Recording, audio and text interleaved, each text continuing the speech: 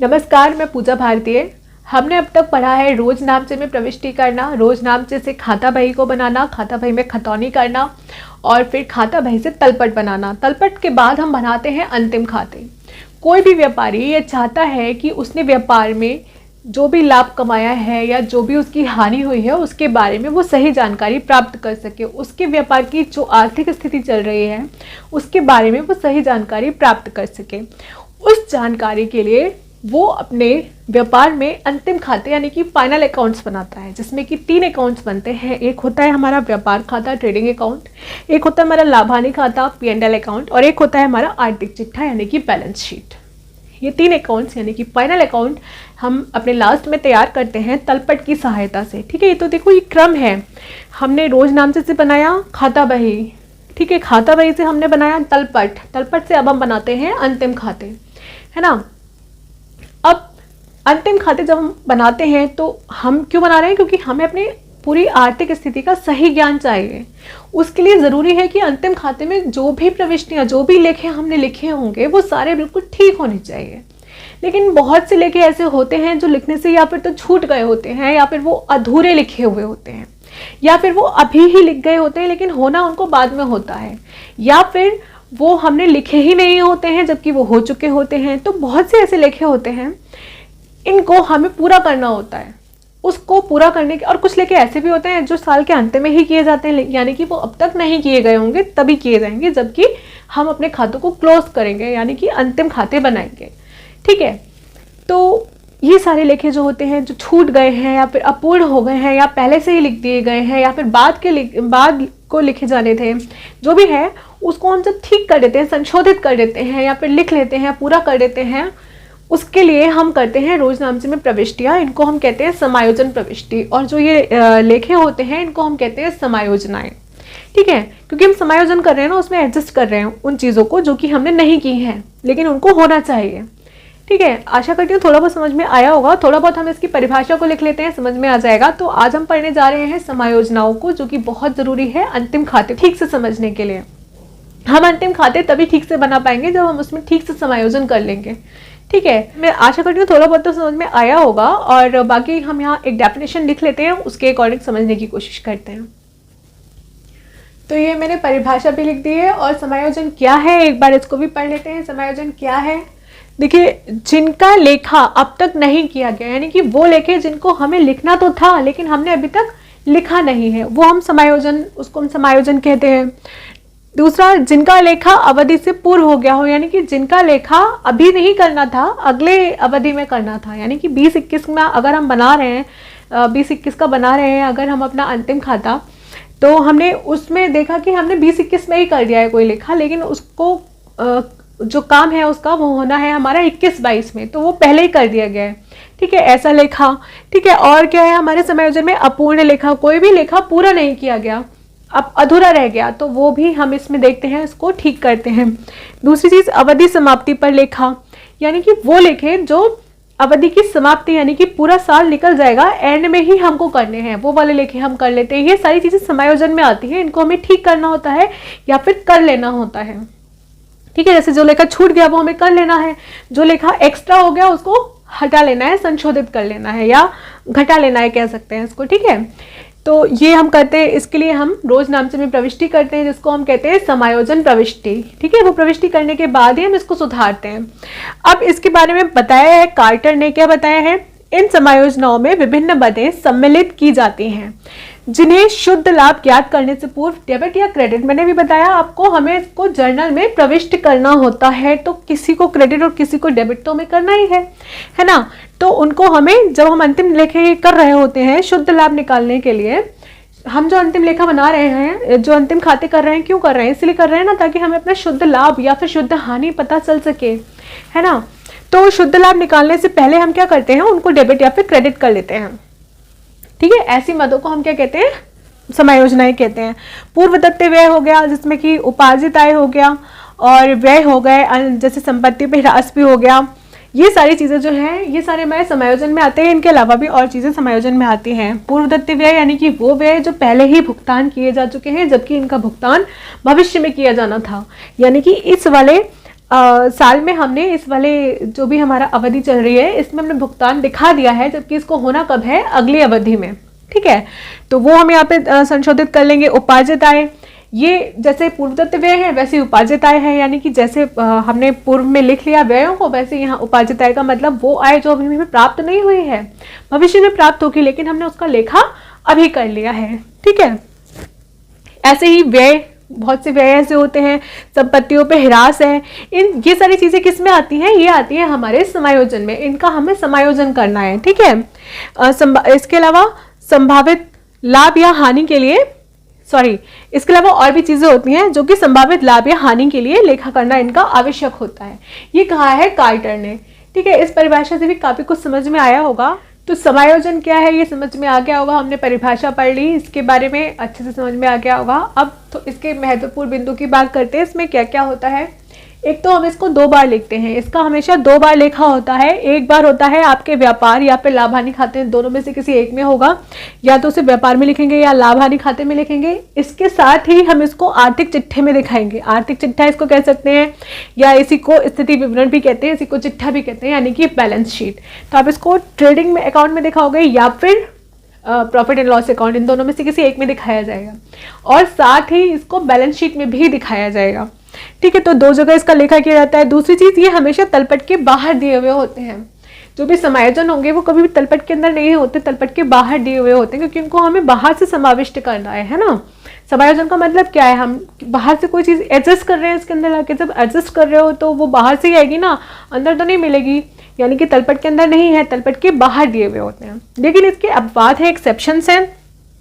पहला तो ये, जैसे मैंने आपको बताया 2 बार इनका लेखा करना है, लेकिन जो बिल वाले लेखे होते हैं उनका लेखा केवल चिट्ठे में ही होता है, यानी कि 2 जगह नहीं होता है।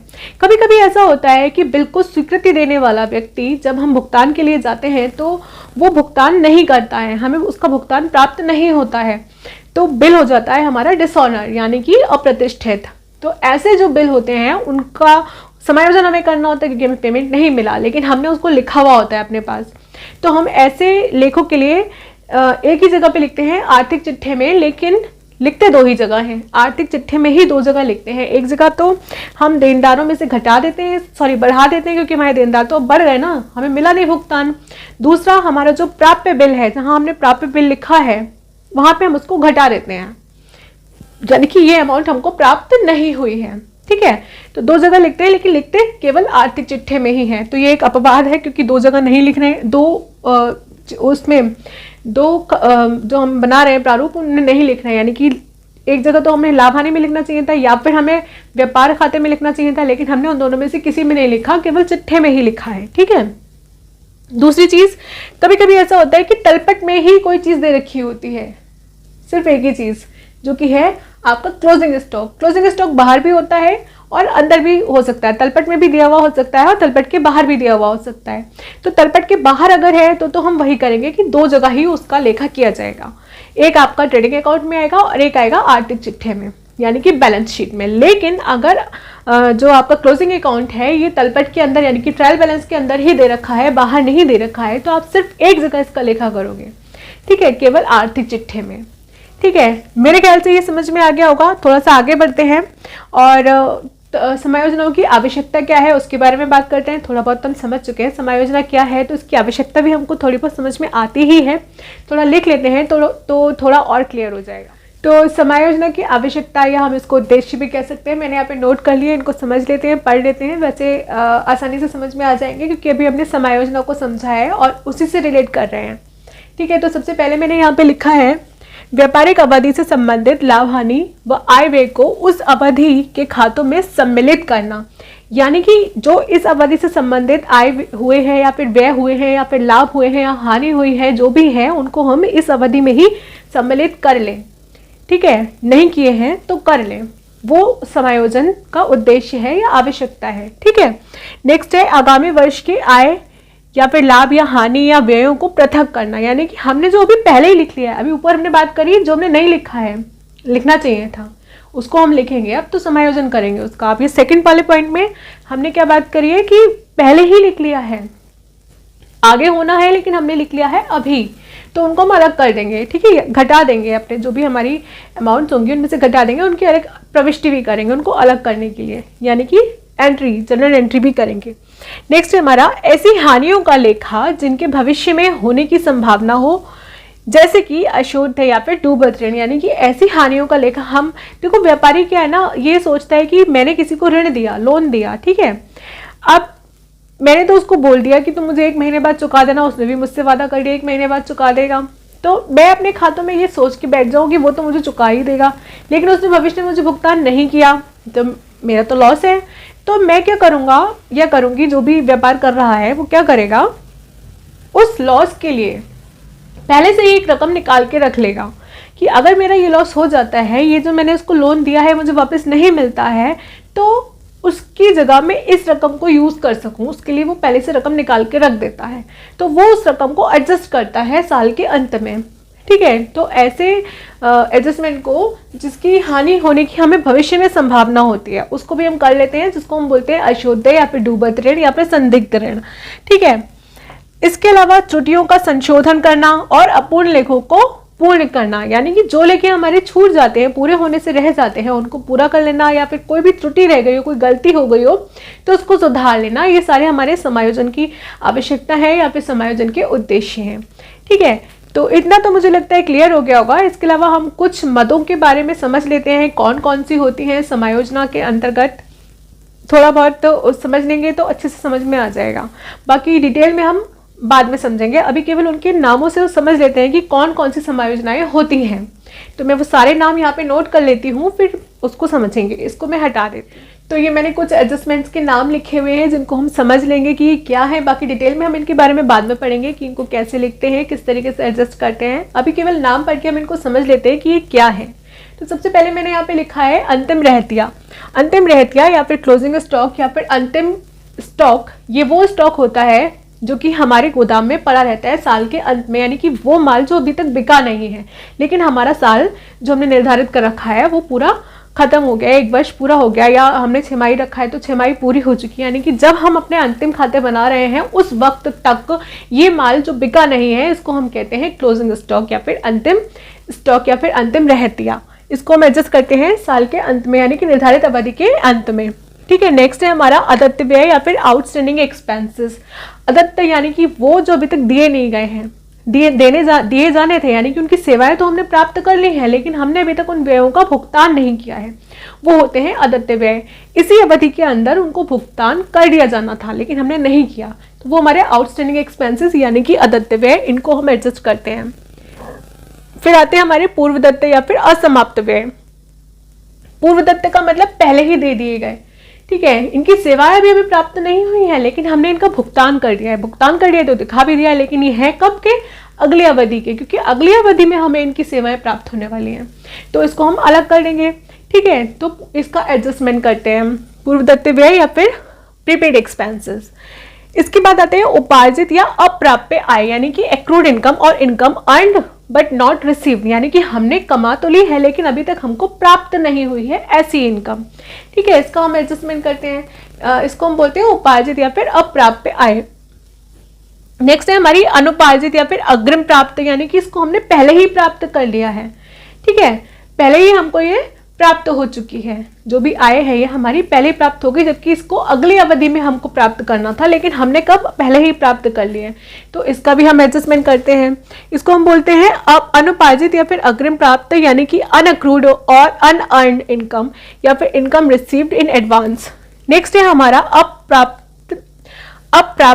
या फिर अशुद्ध ऋण, यानी कि जो लोन हमने किसी को दे दिया है वो लोन अगर हमें भुगतान में नहीं प्राप्त होता है तो उसके लिए हम पहले से सोच के रखते हैं कि कल को कहीं ऐसा ना हो कि हमको भुगतान प्राप्त ना हो, तो हम ऐसे को अशुद्ध ऋण की श्रेणी में रखते हैं। अगर वो प्राप्त हो जाएगा तो हम यहाँ से कम कर देंगे, ठीक है। तो फिलहाल हम इसको लिख के रखेंगे अप्राप्य ऋण के रूप में, जो कि अभी तक हमको भुगतान प्राप्त नहीं हुआ। हमने ऋण दिया था, हमें भुगतान प्राप्त हो जाना चाहिए था उसका, लेकिन हमें अभी तक प्राप्त नहीं हुआ है। वो होते हैं हमारे अशुद्ध ऋण या फिर डूबंत ऋण या संदिग्ध ऋण या फिर अप्राप्य ऋण, जिनको कि हमें प्राप्त नहीं होना है। अप्राप्त ऋण, ये अप्राप्य होगा, ये शायद मैंने गलती से ता बना दिया यहाँ पे, अप्राप्य ऋण, ठीक है। नेक्स्ट है हमारा अशुद्ध ऋण या डूबंत ऋण या संदिग्ध ऋण के ऊपर प्रावधान, ठीक है, लंबा था इसलिए मैंने शॉर्ट में लिख दिया है। अशुद्ध ऋण या डूबत ऋण या फिर संदिग्ध ऋण के ऊपर प्रावधान यानी कि प्रोविजन फॉर बैड डेब्ट्स और डाउटफुल डेब्ट्स, यानी कि जब हम ये सोच लेते हैं कि शायद हमको भुगतान नहीं मिलेगा हमारे ऋण का जो हमने भुगतान किया है, तो वो अमाउंट हमारी कम रहेगी हमारे व्यापार में से, लेकिन हमें अपने व्यापार में पूरी राशि रखनी है, इसलिए हम उसके लिए अलग से राशि निकाल कर रखते हैं ताकि अगर भविष्य में हमको भुगतान ना प्राप्त हो तो वो हमारे लॉस में ना जाए। ठीक है, और अगर वो हमको प्राप्त हो जाता है तो ये हमारे प्रॉफिट में आ जाता है। तो इस राशि को हम अलग से रखते हैं, इसका हम एडजस्ट करते हैं, इसका एडजस्टमेंट करते हैं। नेक्स्ट है हमारा ह्रास या फिर घटौती या घिसाई या फिर अवक्षय, इसको हम इंग्लिश में बोलते हैं डेप्रिसिएशन, यानी कि वो खर्चा जो कि हमारी मशीनों के मूल्य में घटाव से आता है। यानी कि देखो जो भी हम मशीनें यूज़ करते हैं, पंखा हो गया, फ्रिज हो गया, कूलर हो गया, या फिर कोई हम काम कर रहे हैं उसमें मशीनें लगा रखी हैं, तो ये सारी चीज़ें जो है इनकी वैल्यू घटती रहती है। ठीक है, कोई भी मशीन हम यूज़ करते हैं तो उसकी वैल्यू वो नहीं रहती जो उसकी खरीदते टाइम पर होती है, उसकी वैल्यू हमेशा घटती रहती है। तो जितनी वैल्यू उसकी घट जाती है उसको हमें उसमें से कम कर देना होता है, इसको हम बोलते हैं डेप्रिसिएशन। तो इसका हमें एडजस्टमेंट करना होता है। इसके बाद है लेनदारों देनदारों पर छूट के लिए प्रावधान। हम कभी कभी ऐसा होता है कि हम छूट देते हैं लेनदारों को या फिर हमें छूट मिल जाती, सॉरी हम छूट देते हैं देनदारों को या फिर हमें छूट मिल जाती है लेनदारों से, तो उसके लिए भी हम पहले से प्रावधान करके रखते हैं। उसके लिए हम अलग अमाउंट निकाल कर रखते हैं कि अगर हमें छूट देनी पड़ जाए तो उस अमाउंट से उसका भुगतान किया जाएगा, और छूट नहीं देनी पड़ती है तो यह हमारे पास सुरक्षित रहती है। ठीक है, तो उसका हम एडजस्टमेंट करते हैं। नेक्स्ट है प्रबंधक को कमीशन। प्रबंधक के लिए कमीशन के लिए भी हम एडजस्टमेंट करके रखते हैं कुछ रुपयों को, क्योंकि हमें उसको भुगतान करना होता है उसके कमीशन के लिए। ठीक है, हमने उसको अगर कोई एक टारगेट दे रखा है कि आपको इतनी बिक्री हमारी करवानी है, इस तरीके से मैनेज करना है, जो भी जैसे भी करते हो आप, तो उसका हमें उसको कमीशन देना है, तो उसके कमीशन को भी हम इसमें एडजस्ट करते हैं। नेक्स्ट है हमारा अशुद्धियों का सुधार। तो कोई भी अशुद्धि हमारी रह जाती है, रेक्टिफिकेशंस ऑफ एरर्स, यानी कोई भी अशुद्धि हमारी रह जाती है, हमें पता चलती है लास्ट में जब हम खाते बना रहे हैं, तब अंतिम खाते जब हम बना रहे हैं तब हमें पता चल रही है कोई अशुद्धि, तो उसको सुधारने के लिए हम एडजस्टमेंट करते हैं। ठीक है, तो ये आता है हमारे एडजस्टमेंट में। नेक्स्ट है माल या संपत्ति का दुर्घटना में नष्ट हो जाना। अगर कोई माल हमारा दुर्घटना में नष्ट हो जाता है तो उसके लिए हम एडजस्टमेंट करते हैं, क्योंकि हमें उस माल को फिर हमारे पास तो पूरा लिखा हुआ है ना, लेकिन वो दुर्घटना में नष्ट हो चुका है तो उसे हमें कम करना पड़ेगा। ठीक है, तो उसको हम लिखते हैं यहाँ पर। इसके बाद है माल का अन्य उपयोग, यानी कि देखो माल व्यापार में हम क्यों रखते हैं, व्यापार में माल इसलिए रखते हैं ताकि हम उसकी बिक्री करें, उसी को माल कहते हैं। बाकी जो भी सामान हमारे पास रखा होता है वो हमारे व्यापार की संपत्ति होती है, लेकिन जो माल हम जिसको बोलते हैं, गुड्स जिसको बोलते हैं, वो सामान होता है जिसको कि हमने इसलिए खरीदा होता है क्योंकि हमें उसको बेचना है, या फिर हमने उसको इसलिए बनाया होता है क्योंकि हमें उसको बेचना है, लेकिन हम उसको बेचने के अलावा कुछ और यूज में लगा रहे हैं। ठीक है, तो क्या है माल का अन्य उपयोग, हमने उसको किसी और यूज में लगा लिया तो वो हमारे लाभ से अलग हो गया ना, हमारे अन्य यूज में आ गया, किसी और यूज में आ गया, तो हम उसका एडजस्टमेंट करेंगे। अब वो बिक्री वाले माल में नहीं रहेगा तो उसका एडजस्टमेंट तो करना ही है। तो ये सारी मदें हैं जो हमारे एडजस्टमेंट में आती है। इसके अलावा और भी मदें हैं जो हमारी अन्य मदों के अंतर्गत आ जाती हैं। मुझे लगता है ये सारी मदें समझ में आ गई होंगी और इसको हम अभी और डिटेल में समझेंगे, थोड़ा थोड़ा करके इसको पूरा करेंगे। आई थिंक आज का वीडियो भी रुचिकर रहा होगा। अगली बार हम इन्हीं में से कुछ मदों के बारे में समझेंगे और आगे बढ़ेंगे। Thank you.